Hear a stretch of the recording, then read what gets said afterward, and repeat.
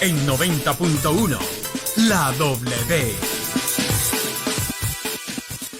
Continuamos, amigos oyentes, son las 7 de la mañana con 26 minutos. Nos conectamos a través de la vía telefónica con Fernando Villavicencio, quien es periodista investigador, que entre otros portales en los cuales él comparte su información está La Fuente. Le damos la bienvenida. Muy buenos días. Un saludo desde la capital de la República y siempre a su orden. Estimado Fernando, en las últimas horas, incluso a través de los diferentes medios que ustedes colaboran, han empezado a anunciar sobre una lista de los asambleístas y su reparto con los hospitales. ¿Tienen un panorama claro de cómo estos se repartieron ya? Bueno, en efecto, a raíz de una entrevista en un medio de televisión, se ha generado esta expectativa. Nosotros, como es nuestro procedimiento periodístico, hemos concluido ya anoche la graficación y todos los detalles para publicar el día de hoy, a más tardar hasta el mediodía, 2 entregas, esperemos que sean más. No se trata de publicar una lista, porque ahora están circulando listas que quien quiera o cualquiera lo puede hacer en un Excel. Se trata de una investigación periodística que ponga en el escenario, en el momento, en los tiempos y en el contexto, por qué razones, para qué y a cambio de qué se transfirieron, se entregaron o se repartieron, aunque no le guste el término, al gobierno del presidente Moreno. Se entregaron hospitales, se entregaron el manejo de instituciones provinciales, locales, a movimientos políticos locales. Eso es lo que nosotros estamos por presentar, lo que nosotros hemos investigado. Entonces, claro, aparece una lista. Aparece que, puedo decir, gran parte, la gran mayoría de legisladores provinciales y nacionales han sido parte de este sistema opaco y corrupto de cambiar votos en la Asamblea, tanto para aprobar leyes como para proteger a posibles a ministros que estaban en el ojo de la fiscalización. Esto configura, reitero, un panorama bastante sórdido de cómo se maneja la política. En las próximas horas ustedes van a poder leer y con documentos, no es una listita ni un correo electrónico de cómo se manejó este proceso. Desde la semana pasada se dio a conocer precisamente una suerte de lista por parte de Pichincha Universal, un medio de comunicación que tiene afinidad con el ala de Rafael Correa, con la prefecta de Pichincha, Paola Pavón, entre otros. En esta lista había una cantidad importante de asambleístas, pero no distinguía ni del uno ni del otro. ¿Existe una distinción de jerarquía en las investigaciones que ustedes pudieron evidenciar? Sin duda, el centro, no quisiera adelantar cuál es el centro de la investigación, pero puedo poner en contexto, mientras el gobierno del el expresidente Correa controlaba todo el pastel, todo el poder, era como un pararrayos, el presidente Moreno, para poder pintar un poco de gobernabilidad, tuvo que repartir ese pastel. ¿Y quiénes eran los encargados del reparto de ese pastel? Eran los miembros de la Mesa Chica. La Mesa Chica se ubica como ese espacio oculto donde están las figuras centrales del poder y donde se decide la cosa, como se suele decir.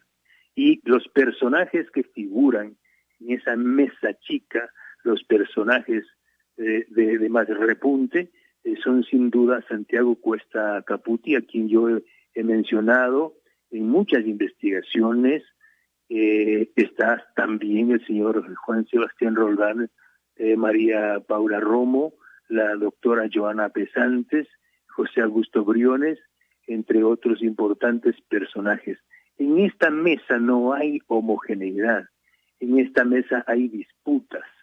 Y eso es quizá lo más grave, porque si un gobierno que quería gobernabilidad no alcanzó ni siquiera gobernabilidad al interior de la Mesa Chica. Entonces, lo que el país está viendo incluso ahora en la difusión de estos productos que tienen una clarísima intencionalidad del momento en que los saca, da cuenta de esa profunda pugna al interior de la mesa chica.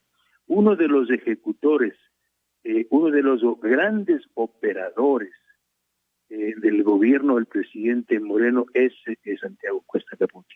Él es el responsable de haber transferido poder a diputados como Daniel Mendoza, este joven millennial que vino a configurarse o a querer constituirse como el modelo de la democracia y de liderazgo en Ecuador. Acabó liderando una estructura criminal en la provincia de Manabí a nivel nacional.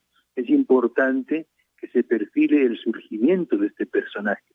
Este personaje adquiere una empatía política con el señor Cuesta a raíz de nuestras investigaciones sobre el caso INA Papers. Y es ahí cuando el señor Mendoza prácticamente lidera en la Comisión de Fiscalización las críticas a nuestra investigación.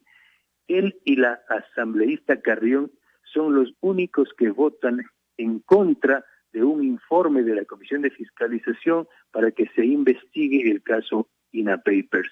Y ahí usted puede ir viendo, va a encontrar en el reportaje los documentos y las evidencias que confirman que el señor Mendoza fue el candidato, por ejemplo, el candidato a ocupar la presidencia de la Asamblea. Quien auspició esa candidatura fue Santiago Cuesta.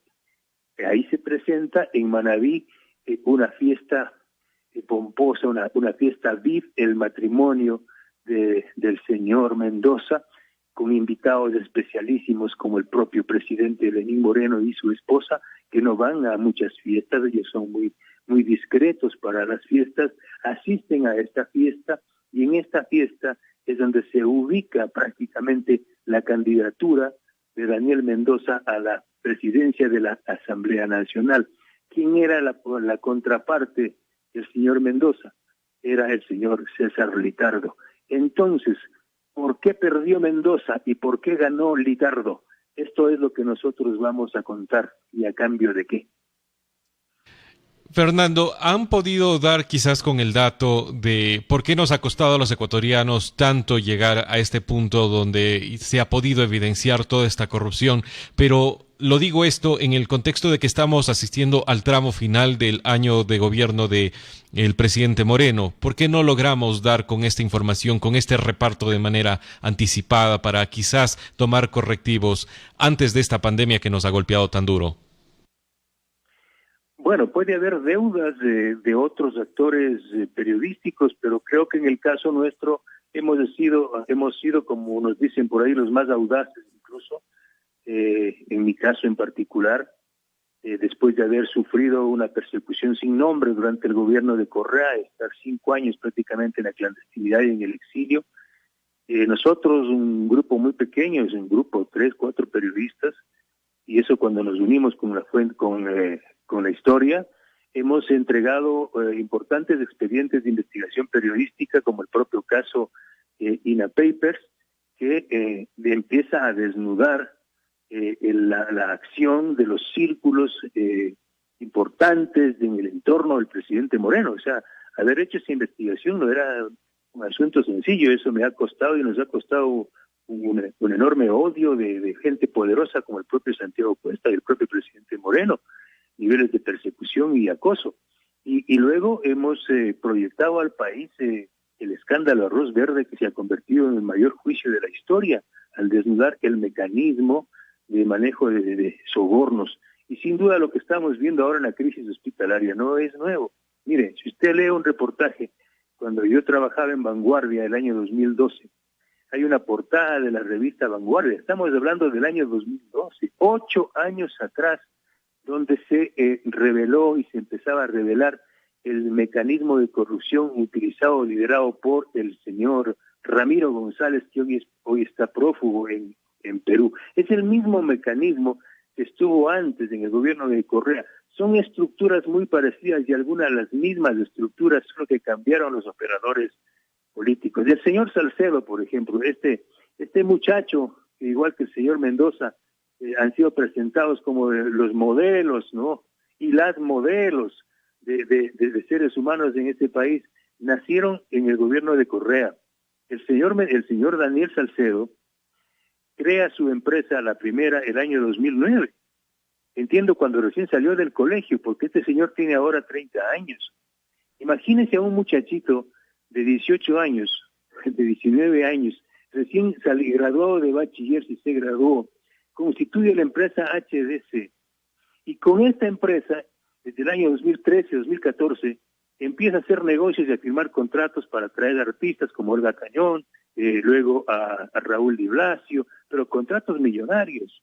¿Cómo el poder utilizó a jovencitos para descomponerlos, para dañarlos y utilizarlos en estructuras delictivas? Y aquí viene algo gravísimo que voy a contar, que está en el reportaje: el rol de los organismos de control, que igual están carcomidos por la corrupción.